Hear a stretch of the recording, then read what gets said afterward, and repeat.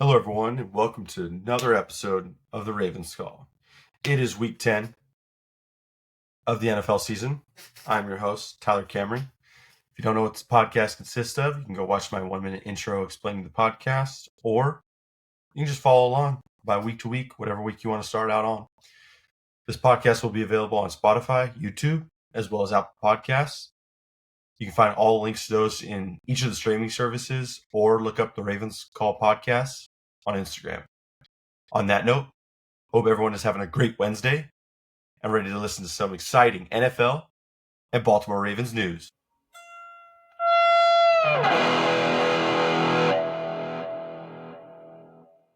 All right. So we had a really good week of football. Couple upsets, couple must-win games for some teams. But first, we start off with the NFL, then we go into the Ravens game, and then at the end, we go through the predictions of next week's games for week 11. So starting out week 10, we had a Thursday night game. We'll talk about that one a little later. It was a nail biter. We'll go over the Giants-Panthers game first because that was the first game, and then we'll go on to the Broncos game here. So this game was a lot closer than I expected it to be. I figured that the Giants would be able to easily beat the Panthers. The Panthers do not have a very good defense nor passing game. And so I figured they would rely heavily on the run for Carolina, and they were able to win the game. Start with the Giants a little bit. Daniel Jones cooking, 22 of 37, 190 and 2 interceptions. That's flawless for him. That's normal for him. Tyrone Tracy has been their stud back. 18 carries, 103 yards and a touchdown, but he will most likely be known for the fumble he lost in overtime that gave the Panthers the ball for a field goal. But again, he's given the Giants so much hope for opportunity with his running. Neighbors and him have been the bright spots for this team, and besides their defense.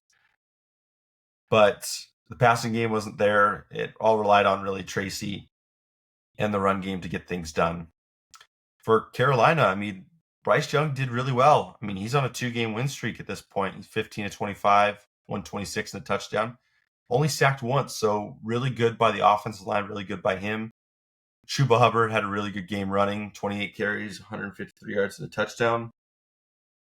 The pass game just wasn't really there, but again, they were able to squeak through and win the game. They were able to dominate on defense and really hold the Giants in check and able to kick a field goal at the end. Defense for the Giants did as much as they can, but you can't rely solely on the defense. So Giants at 2-8, Panthers at 3-7. Panthers won 20-17. Daniel Jones is probably, I would bench him, trying to see if you have any up-and-coming talent. I know they have Drew Lock back there, so maybe try Drew Lock out and see how well he does, but you never know. On to the Broncos and Chiefs. Now, this game, if you watched it, it showed that the Broncos dominated every quarter. Every quarter they dominated the Chiefs. The fourth quarter, it was a little more favored for the Chiefs a little bit, but there was a lot of things in this game that made a lot of NFL fans very upset. I know my wife's a Bronco fan, so I was rooting for the Broncos. The Broncos should have won this game. There's a lot of reasons as to why, but we'll go over the stats first and then go a little more into it. Bo Nix, 22 of 30, 215 and 2 touchdowns. Had an amazing game passing the ball. Run game wasn't really there. They didn't really have to run as much with the pass game. Sutton, 6 receptions, 70 yards and a touchdown, was able to really do well. Vele caught a touchdown. It was a really good game for them passing the ball. Mahomes, 28 of 42, 266 and a touchdown, 4 sacks. So he did a decent game. Kareem Hunt wasn't really able to run the ball, but was able to catch the ball passing. Travis Kelce, 8 receptions, 64 yards and touchdown. Chiefs won 16-14 off a blocked field goal kick. Broncos pretty much had this game in the bag. They were dominating the entire game. They should have won, but the Chiefs squeak out wins. Chiefs have gotten a lot of controversy because they do need a lot of help from the refs. And I know what you're going to say, Tyler. It's because they lost. It's because they beat the Ravens in the AFC Championship game, won the Super Bowl, and now they beat the Ravens again. They're beating teams, making it look easy. If you actually watch those games, you would see why. And what I mean by that is, I watch the right tackle for the Chiefs every time. He false starts every play. He says hike. The ball has not been snapped yet, and he is off the line. It is a split second, yes, but that is called for every other team but the Chiefs. That's what is irritating. Now, how the Chiefs scored their touchdown was Patrick Mahomes was sacked on a 3rd and 10 play. He was sacked. They took him out of field goal range. There was a late flag that came in, and it was called illegal contact on the defense, which CBS did not show a replay of, but obviously if you go on Twitter, you can find the replay they're talking to or referring to. Was he put his hand on his shoulder, did not adjust his shoulder at all, so there was no forcible contact to call that call. But they called it because it's the Chiefs. Now, a couple other controversies was one of the refs that actually did call that illegal contact on that play was hanging out with Taylor Swift before the game. Funny how that works. Maybe do that after the game, before you've played, to where that's a possibility. But when you do that before a game, it looks very poorly on the NFL, on the refs, and on the Chiefs itself. Because, yes, that's not influential. I don't think that there was any ill intent towards it, but it looks that way when you do it before a game, especially when you're the one that called a couple penalties, because Broncos had 6 penalties, Chiefs had 3. That doesn't make any sense, but the Chiefs always will have less penalties than their opponent. That's just how it works. You have to play the Chiefs and the refs at the same time, and that's a tough thing to do. This has been going back since the AFC playoffs. But I digress. Another one was when Patrick Mahomes was talking to the ref, talking to them about how you need to make sure to let them know that the defenders are coming at him, which there's probably no ill intent towards that either, but you don't get special treatment just because you are who you are. He's the one that likes to fake out the defenders, saying he's going to go out of bounds and he's not. But if he does go out of bounds and you hit him, he's going to flop and make it all about himself. I know Joe Burrow. I know Lamar Jackson. They take hits even when they're going out of bounds, because that's just how it is. There's no flag when we get it. If the roles were reversed, no one gets this call except him. That's what's the most annoying part, is there's a sense of privilege that no one really wants. Everyone in the NFL hates the Chiefs. I hated the Patriots growing up, but at least I respected them. I can't respect the Chiefs because of how cocky and arrogant they are. They have no class to them. They just have no dignity to them. Andy Reid, I love Andy Reid. Andy Reid is the only reason that I would like the Chiefs. Travis Kelce, I liked him growing up, but now he's kind of become a cocky jerk. Patrick Mahomes is the same way, and he's got his own controversies with his own family. D-Hop, I really liked him. Now I can't look at him the same because he's on the team that I hate. So I'm hoping that the Chiefs end up getting karma at some point in time, because they don't deserve to be 9-0. They don't deserve another championship. There are far better teams that deserve it, that have worked a lot harder to get to where they are. So, and don't need the refs' help to win a game. But on to the next games. The big upset here was the Patriots and the Bears. The Bears looked like shit. But I digress. Let's talk about Drake May. 15-25, 184, a touchdown and a pick. He played really well, was able to run the ball as well, 4 carries, 24 yards. Stevenson was able to run the ball very effectively as well. They were able to just win the game by playing very limited small ball. And that's what you need to do sometimes. And they were able to do it effectively. Very proud on Drake May. I think he's a really good quarterback. He just needs to have a better core around him, but he'll get there. I mean, it's his first year. No one has the core that you're supposed to have your rookie year unless you're Caleb Williams. Now, the Bears are 4-5. They started out 4-2. They've lost 3 straight. I have said Caleb Williams is the reason they're going to lose. Caleb Williams is not the best quarterback. I didn't think he was going in. Don't think he was. The main reason is because when you have the receiving core and the running core you have, that's the best opportunity I've ever seen anyone have for a team. So you have DeAndre Swift, you have DJ Moore, you have Rome Odunze, who's a very good receiver, and you have Keenan Allen, who's a veteran that can teach you. And you're still losing games to the frickin' Patriots. He's lost to Drake May, he's lost to Jaden Daniels, and I'm pretty sure if the Bears played the Broncos, he'd lose to Bo Nix. Because Bo Nix and Jaden Daniels are going for Rookie of the Year. Drake May's already passed Caleb Williams for Rookie of the Year. So Caleb Williams is probably would be, I'd say he'd be 5th if I could put JJ McCarthy on there. Because I think JJ McCarthy would at least do semi-decent.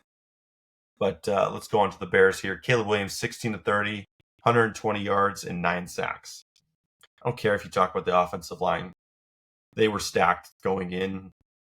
You should be able to play. This is just kind of how it goes. But Swift had a decent game running, but the pass game wasn't there because obviously Caleb Williams couldn't throw the ball. And, I mean, when you put up 3 points, I know the Patriots have a decent defense, but 3 points it's terrible. And Drake May had no problem against a very tough defense in the Bears, so goes to show you who the better quarterback is there. Now on to one of the MVP candidates, which is Josh Allen. Buffalo Bills win 30-20 against the Colts. Josh Allen, 22 of 37, 280. Threw 2 picks, which are going to cost him a little bit because he didn't have the best game. He didn't throw a touchdown, which is kind of shocking, but he was able to run for one with 8 carries and 50 yards. But yeah, it was a weird game at the start, and then Josh Allen just started clicking towards the end. James Cook had a good running game, 19 carries, 80 yards, and a touchdown. A couple good passes for Matt Collins and Shakir because Cooper was out again. But for the Colts, they're in a bit of predicament losing this game, but also with the quarterback situation. They have Richardson benched for Joe Flacco. Joe Flacco had a decent game, but he threw 3 picks that really cost them the game. I don't think that anyone thought the Colts were going to have a chance to win, but it was a lot closer because of their defense. But Joe Flacco just needs to limit those mistakes. I still think he's the best opportunity for them to win now because Anthony Richardson will not be able to do that. Joe Flacco, 26 of 35, 272 and 2 touchdowns. That's pretty good. The 3 picks are the things that cost him. I don't think Anthony Richardson could have, brought them back anytime soon there. Jonathan Taylor, 21 carries, 114 yards, no touchdowns, but it happens. Downs and Pierce were very effective. Pittman was out, so that kind of hindered a lot of the throws there. But yeah, Bills are 8-2, Colts are 4-6. Josh Allen looking for an MVP type season. Those 2 interceptions might hinder him based on who he's going against. But again, another great win for them. They play the Chiefs next week, so that'll be a very good game to see. On to another upset.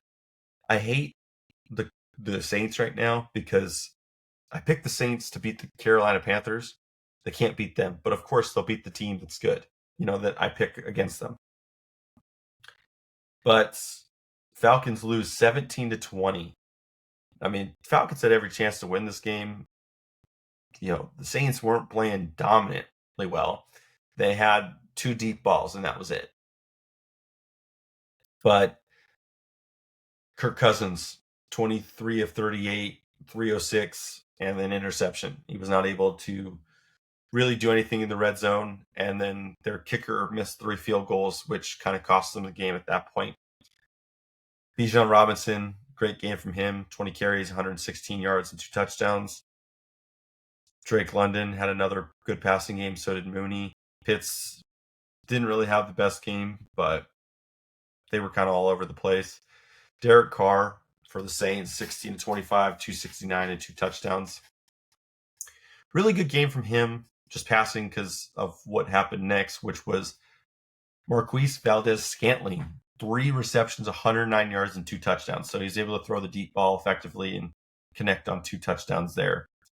Kamara, decent running game, helped in the pass game, so about 109 yards, all-purpose yards, which was good for him.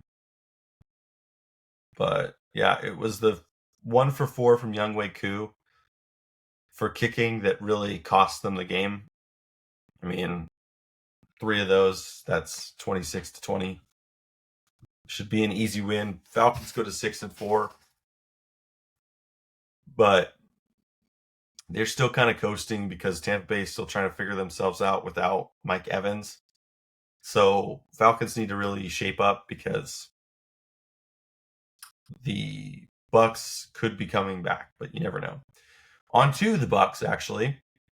They lost to the 49ers 23-20, but again, you can only do so much with the weapons he has. Brock Purdy, 25 of 36, 353 yards and 2 touchdowns. Another great sign for the 49ers here was that Christian McCaffrey was back. They weren't able to run the ball effectively, but he was able to do well in the pass game. 6 receptions for 68 yards. Just a good game passing-wise for the 49ers, but they still made this game a lot closer than it needed to be. I mean, this is a 49ers team that used to blow people out. They were the strongest on defense as well as on offense. And, maybe that comes back with Christian McCaffrey, but they haven't looked the same. And they're 5-4.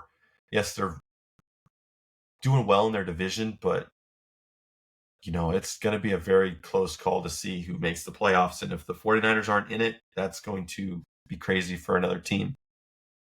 Granted, this was another game where their field goal kicker missed 3 field goals. And there were some tensions flared at that because, 3 missed field goals almost cost them the game. They won it on a game-winning field goal. But, again, this is a lot closer than it needed to be for the 49ers. Baker Mayfield, passing-wise, 18-29, 116 yards and a touchdown. Wasn't able to pass the ball effectively. But he was able to keep the plays alive and keep them in the game, which it was a tough game for them. Otton and White were really his only players that really were able to help with the pass game. He didn't really have his receivers to help. Their run game was really effective. Bucky Irving, 13 carries, 73 yards, a touchdown. And White, 10 carries, 31 yards. But it was a very tough game to see. But 49ers were able to come out on top and are going to try to see if they can win their division again. On to the Steelers and the Commanders. Now, this game should have been in the bag for the Commanders. I mean, they were winning the entire game. Up until the 4th quarter, they just made careless mistakes. And then the Steelers kind of won on a controversial call, which was that they were 4th and 12. Jane Daniels passed the ball, and the guy clearly was past the line. Forward progress would dictate that he passed the line. They said he didn't make it, which gave the ball over to the Steelers, and the Steelers were able to ice the game. So that's kind of how it goes. The Steelers kind of squeak by wins, but we'll see next week. This will be a tough matchup for them. But Steelers 7-2. I don't really consider this a huge, like a staple win for them because they were bailed out the entire game. Washington was dominant, and they just kind of let their foot off the gas pedal, but still, that touchdown was really based on a fumble, and Washington not able to convert on that. But, again, they still won the game. Russell Wilson, 14 of 28, 193 3 touchdowns and a pick. Decent game there. Warren and Harris, the run game was really well. Pickens is pretty much their best shot, their only shot at that point. I mean, he had 5 receptions for 91 yards. I mean, he's the one you got to contain. Jay Daniels had a good game, 17, 34, 202. No touchdowns or interceptions. The run game wasn't really there for them, but Eckler was able to run for 2 touchdowns. Scary Terry had another great game, 5 receptions, 113 yards. So, it was a game that Washington should have won and didn't. That's just kind of how the Steelers squeaked by wins, but we'll see what happens next week for them. I'm not really going to talk about the Vikings-Jaguars game. It should have been a blowout. Minnesota was dominating the entire game, and they just kept falling short, but were able to kick field goals to win the game. That's pretty much it.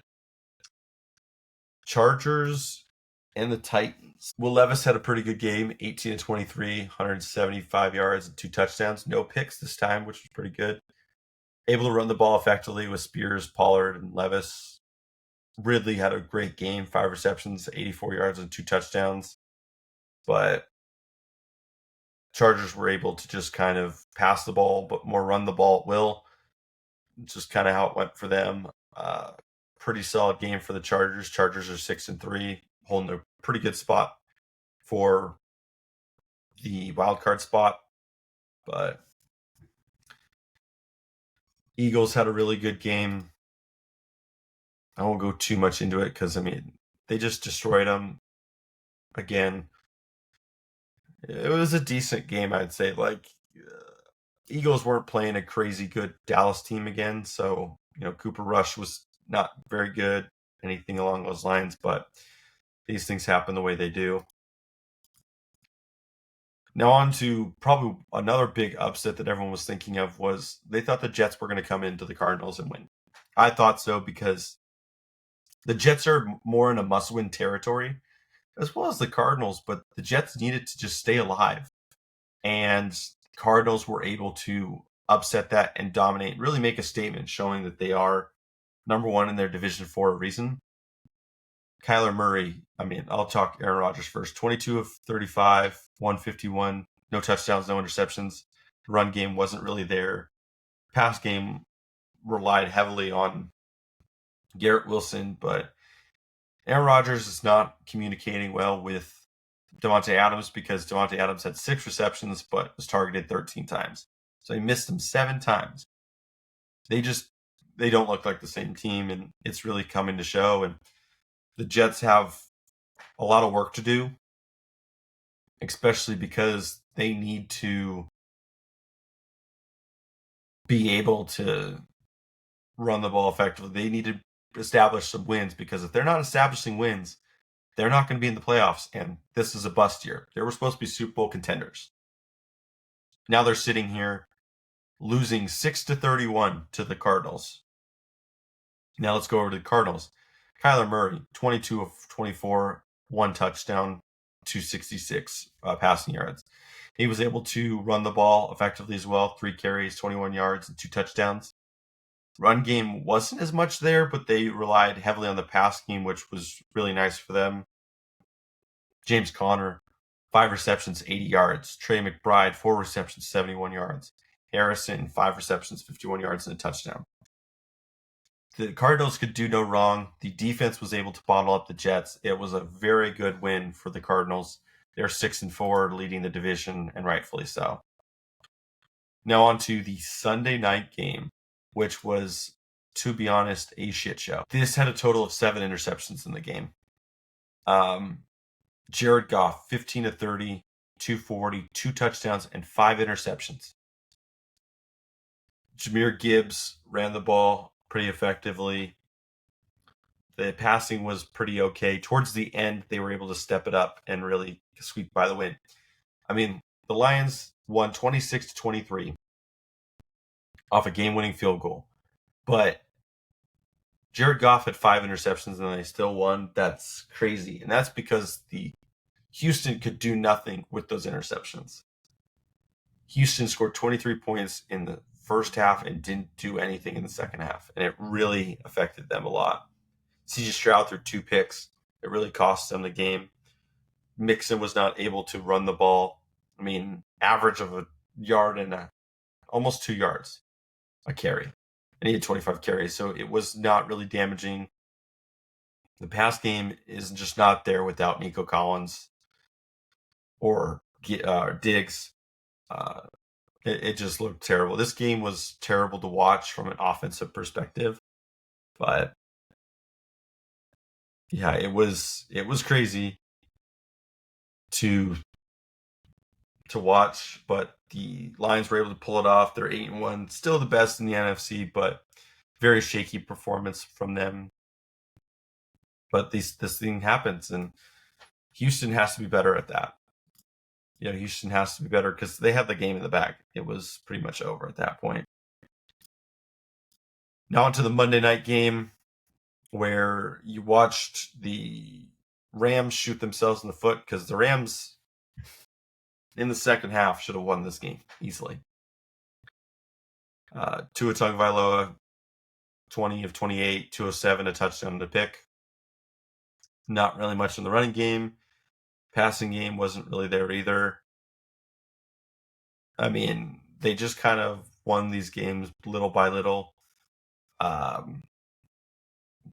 it was a terrible game for the Rams in the essence of they got down to the red zone a good amount of times and couldn't convert, or they would make a bad play and have to settle for field goals. I mean, they had this game and they just couldn't make anything of it. Matthew Stafford, 32 of 42, 293, a pick. Williams was able to run the ball decently. Puka and Cooper Kupp were there, able to pass the ball, but they just, they'd lose a fumble, they'd throw a pick, they would have these little errors on offense that would back them up so far that the field goal didn't make any sense. So definitely something to look out for, because the Rams had this game. Dolphins was very much a must-win to keep them still in the playoff hunt. But again, this is definitely something that needs to be looked at a little more. But Dolphins won 23-15. Rams just kept shooting themselves in the foot. Browns, Packers, Raiders, and Seahawks were all on a bye. So that is it for Week 10 of the NFL. Now on to the team that you're here for. The team you know and love, the Baltimore Ravens.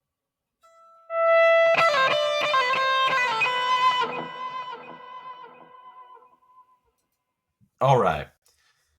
So Thursday night game, it was a huge game for Baltimore and the Bengals, of course. The game itself was amazing. At the start, the Bengals looked dominant. I'm shocked that we pulled out this win. Our defense played like shit, like it has been for the past couple weeks. Our defense needs help. I don't know what it is, but we were at full throttle again. We had Wiggins back, we had Humphreys back, but they were able to torch us passing. And I'll explain why here. I'll just share an example here. Joe Burrow, 34 of 56, 428 yards and 4 touchdowns. They were able to score at will in the pass game. And it came from one man who, I hate to say it, but he dominates the Ravens. He dominated us the first time we played in Week 5, and he dominated us again. Ja'Marr Chase, 11 receptions, 264 yards, and 3 touchdowns. Now, he had a 70-yard touchdown. What goes in your head that says, maybe let's just double team him? Let somebody else make a play. Because, I mean, if you look at it, they weren't able to make any other play because Ja'Marr Chase was just always open. Our defense struggles. Our defense is ass. Our defense needs to figure it out, because we can't go far in the playoffs or beat these other teams strictly based on we rely so heavily on our offense and hope that our defense can hold up, because the Bengals had every opportunity to win this game. They missed the 2-point conversion to win the game, which was very controversial, and it really didn't help towards the end that, yes, it felt like a bailout kind of game for us. Our offense played really well, and our defense cost us the game. Our defense needs to wake the hell up. A couple guys, Roquan Smith, Simpson, need to wake their ass up. Williams gave up 2 costly touchdowns. Stevens is not the same that he used to be. Matabike finally came out. Granted, I know people give Matabike a lot of bad press about it, saying like he's not getting to the quarterback. He's not this. Matabike gets double teamed on almost every single play. This was probably the first game I've seen where he's been able to go one-on-one, and he got 3 sacks. So there's that. I mean, Kyle Hamilton ended up getting injured, but we had 3 sacks all by Matabike. Kyle Van Noy was nowhere near. Always not anywhere near it. Jones, Robinson weren't able to get to the quarterback. Kyle Hamilton's been our only bright spot, and he ended up getting injured with an ankle injury. But Marcus Williams needs to either wake the hell up or get traded or released, something like that, because he has been a bust for us since we've signed him. We didn't need him last year because we had Geno Stone and Kyle Hamilton. Now we need him this year, and he's not anywhere to be found. So you need to wake up and get it. Roquan Smith has looked a step slow. He needs to get better. Simpson's still learning, but Simpson's got to be better. Stevens, he gets either burned or he makes a good contest, but they still catch the ball. It's like, man, he's so unlucky, but our defense just needs to wake the hell up. Thankfully, our offense is the reason we're 7-3. Lamar Jackson playing like going for back-to-back MVPs, which if he doesn't win it, it's not that big of a deal. Because for him, he doesn't care about winning MVP. He cares about winning the Super Bowl. He could care less if he's Offensive Player of the Year, records broken, whatever. If he doesn't have a ring, he's going to lose it. Derrick Henry wants a ring because he wants to cement himself as one of the best running backs. And I'm hoping that we can do that. But our defense has to be the reason that we're changing and becoming a more dominant team, because you play the Chiefs, you play Buffalo, you play the Bengals again. The Bengals will win in the playoffs if our defense is the way it is. Buffalo, Kansas City will win again because of that.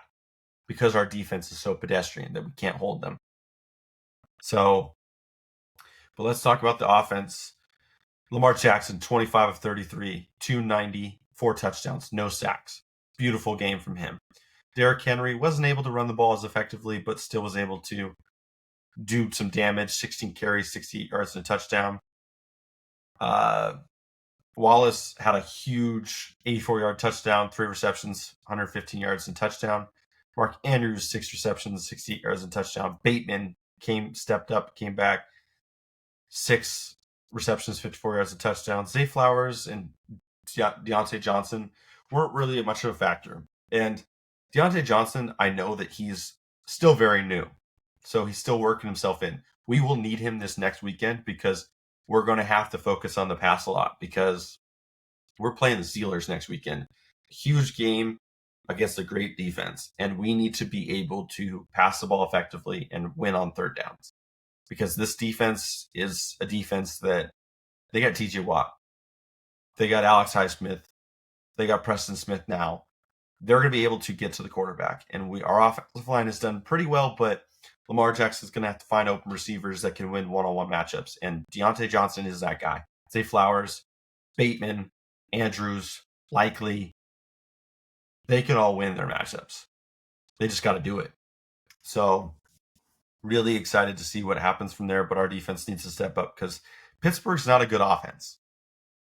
If you stop the run game and make them force the pass, we can do well, but our pass defense has to do a lot better. But, I mean, our offense is playing well, defense is not. We're starting to look more like the Bengals than we realized, and I don't like that. That is it kind of for talking about the Ravens at this point. Now we're going to move on to the predictions for Week 11. All right, what do we got on the docket? Another good Thursday night game. Wow. Commanders and the Eagles at the Eagles. I would favor the Eagles a little bit just because it is at their home. They are playing really well. They do have a lot of good guys in their offense, but the Commanders will make this a close game. It's going to be like maybe a 3-point game or like a one possession type game. But I will give it to the Eagles a little bit. Steelers and Ravens at the Steelers. Baltimore's favored by 3.5. If I was taking the spread, I'm not taking the spread. This is going to be down to the wire, 20-17, or a 2-point type game. Like, it's going to come down to the wire, which I'm very nervous about because that's all our games pretty much are down to the wire. It's tough being a Ravens fan sometimes. But I believe that the Ravens will win this game, hopefully by a lot more than I anticipate, but I'm pretty sure it's going to be down to the wire, very close game. Falcons and Broncos. I'm going to go Broncos because the Falcons lost to the Saints and their defense was pedestrian. Imagine going up against the Broncos who just held the Chiefs to 16 points, which was really like 6 points because a couple of their drives were based on penalties that weren't really there. But I think the Broncos can this would be considered an upset, but I think the Broncos can win this one. Packers and Bears. Packers easily. Caleb Williams sucks. Lions and Jaguars. I think that the Lions will step up a little bit against the Jaguars, wouldn't you say? At home, too. Vikings, Titans. Vikings, easy. Dolphins and Raiders. I think the Dolphins will win. That'll be a good bounce back going to 4-6. Being able for them to hopefully get a chance to make the playoffs. Rams and Patriots. The Rams will win, but I think that this could be one of the upset games, in my opinion. I think the Patriots they're a good team. They actually could have a shot, maybe. But I think the Rams, their offense is just very tough to contain. If they can limit the mistakes, they'll win the game. Browns and Saints. This is a toss-up. I'm going to go Saints. But I don't know, man. I mean, both teams are just weird. But I'll go Saints. Colts and Jets. I think the Jets will win. I would say that if the Colts win, it is actually an upset. Jets, they have a better defense. Barely, though. Better offense. So it'll be tough. I'm hoping the Colts win, but I think the Jets will squeak out a win here. Ooh, good game. Seahawks and 49ers. I think the 49ers will win, but not by 6.5. I think it'll be a very close game again. Chiefs and Bills at the Bills. I'm going to go with the Chiefs. I'm going with the Chiefs. But in my heart, I'm going and wanting the Bills to win. I think the Bills deserve this win. They are the better team. They have the MVP type player. He's passing the ball well. He's running the ball effectively. The Chiefs look like dog shit. I'm hoping that they lose to the Bills, but I don't know. Depends on what refs they get. Bengals and Chargers. That's a tough game. But they have the Chargers winning. I feel like the Bengals are going to win this. I'd love if they didn't, because that would make it even easier for us to not have to deal with the Bengals in the playoffs. Because I don't want the Bengals in the playoffs. Steelers in the playoffs, no big deal. The Chargers in the Bengals in the playoffs, no, I don't want that, because I know that the Bengals will give us the hardest time. Steelers really won't. If we can fix up some of our issues, we'll be able to beat them down effectively. But we'll see this week. This week will show where we're at with the Steelers as well. Monday night game, it should have been a good one, but now with Dak being out for the season, the Texans are going to win this one by a mile. And then we have the Giants, Cardinals, Bucks, and Panthers on a bye. I think that that's good. Cardinals need a bye. Bucks need a refresh so that they get Mike Evans back. Panthers and Giants just need to figure out their stuff. whether they're tanking to get a better pick or a better quarterback. I think the Giants would get a better quarterback. Panthers, I don't know if they'd go for quarterback or not. I don't know what they would do. But and that is it for week 11 predictions. It's going to be a good week. There's a lot of good games here. I mean, you got Thursday night's a good game. Morning, you got the Ravens. Colts and Jets is a game to watch too because those guys are fighting for playoff spots. The afternoon games, there's three, right? Yeah, there's three. There's the Falcons and Broncos, which must wins for both teams. This is statement wins for both these teams here. Whoever wins here. So for the Seahawks and 49ers as well. And then the Sunday night games, it doesn't look like it from record standpoint, but that is a really good game because the Bengals can hang with anyone. It's just, can their defense do that? And defenses are going to be a huge key, and the defense is more favored for the Chargers. So we'll see on that. But we'll do that. Show the standings, kind of like the playoff of it. Right now, Chiefs are 1 seed, Bills are 2nd seed, Steelers are at a 3 seed, and Texans are at a 4 seed. Wildcard spots, Ravens, Chargers, Broncos. Dolphins, Bengals, and Colts are fighting for that last spot. So the Broncos really need to start winning games and being more effective. I think if the Chargers can win, that will take out the Bengals, which would be good for them to stay in the playoffs as well as for the Broncos. If the Broncos can upset the Falcons, that'd be huge because Falcons don't have as much to lose because the Bucks are 4-6. You know, they can lose 2 games and they still have the favor over them. So there's that. In the NFC, Lions number 1, Eagles are 7-2, but Eagles lose to the Commanders. The Commanders go back up to the number 2 seed. Falcons, Cardinals, Vikings at 7-2 at 5 is just funny. Commanders, Packers, and then 49ers are actually out of the playoffs right now. That's crazy to me that they'd be the 8th seed, but I mean the NFC North, the Lions, the Vikings, the Packers, and the Bears. That's just crazy. I mean, the Bears were up there, but we all knew that they would lose, especially if they play the division. The Packers, Vikings, and Lions are 2 good teams. So, but I could see 3 teams from the NFC North making the playoffs. So that'll be a very good game for them. All right. That is it for this episode. So as the clock winds down, another great episode. I want to thank you guys all for listening. Schedule is like how it is every week.